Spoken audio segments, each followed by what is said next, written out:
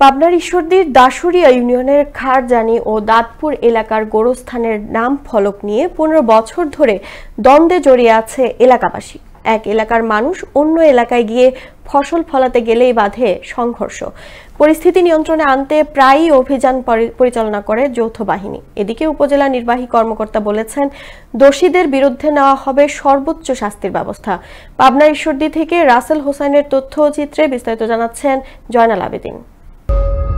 ১৯৭২ সালে পাবনার ঈশ্বরদীর দাসুরিয়া ইউনিয়নের খারজানি মৌজায় প্রায় ৯ বিঘা জমির উপরে তৈরি করা হয় একটি কেন্দ্রীয় গোরস্থান।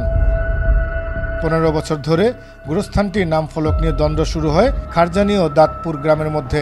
স্থানীয়ভাবে বারবার সমাধানের চেষ্টা করেও সমাধান করা সম্ভব হয়নি। পরে ২০১০ সালে দাঁতপুরের গ্রামবাসী কোর্টে একটি মামলা দায়ের করে। তবে ২০১৮ সালের জুন মাসে মামলাটি খারজানি গ্রামবাসীর পক্ষে রায় দেয় কোর্ট। পরবর্তীতে আবারও মামলাটি আপিল করে ২০২৫ সালে ফেব্রুয়ারিতে দাঁতপুরবাসীর পক্ষে রায় হয়। দাঁতপুরবাসীর অভিযোগ, রায় পাওয়ার পরে নাম ফলক লাগানো ও পরিষ্কার পরিচ্ছন্ন করতে গেলে তাদেরকে বাধা প্রদান করে এবং খারজানি এলাকায় ফসল আবাদও বাধা সৃষ্টি করে।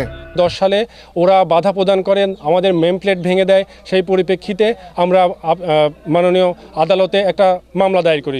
সেই আপিল মামলায় সত্য দখল আমাদের পক্ষে। আমাদের গোরস্থানে আমরা লাশ দাফন করবো, ওরা ফেরত দেয়।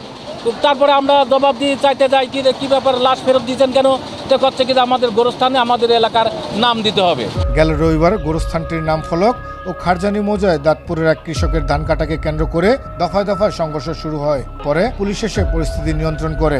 তবে খারজানিবাসীদেরও রয়েছে পাল্টা অভিযোগ, যে নামটা আমাদের দুই গ্রামের নামে নামকরণ করা হোক এবং এই পরিচালিত হবে যৌথভাবে, ন্যায্য হিস্যার ভিত্তিতে, সম্মানের ভিত্তিতে। টাকা পয়সা সব কিছু হাত দিতাম, ওরা গোপনে ওরা কি করেছে, নিজ নামে মানে দেখাইছে যে দাঁতপুর গোরস্থান নামে জমি ক্রয় করেছে। এদিকে দুই এলাকার সংঘর্ষের পরিস্থিতি নিয়ন্ত্রণে আনতে অভিযানের নামে যৌথ বাহিনী। আর পরিস্থিতি নিয়ন্ত্রণে আনতে যে কোনো ঘটনার সম্মুখীন হতে প্রস্তুত রয়েছে পুলিশ বলে জানিয়েছেন পুলিশের এই কর্মকর্তা। বর্তমানে পরিস্থিতি স্বাভাবিক আছে, আশা করি আর কোনো অঘটন ঘটবে না। যে কোনো অঘটন মোকাবেলার জন্য আমরা প্রস্তুত আছি। অপরদিকে জনসাধারণের নিরাপত্তা ও দোষীদের বিরুদ্ধে সর্বোচ্চ শাস্তির ব্যবস্থা নেওয়ার হুঁশিয়ারি দিয়েছে উপজেলা নির্বাহী কর্মকর্তা।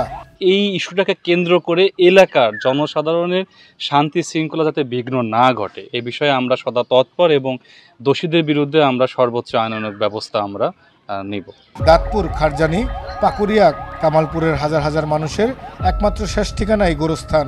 জনসাধারণের প্রাণের দাবি, দ্রুত এলাকার শান্তি শৃঙ্খলা ফিরিয়ে এনে সবার সহযোগিতায় ধর্মীয় প্রতিষ্ঠানকে আরও এগিয়ে নিয়ে যাবে, এমনটাই প্রত্যাশা সবার।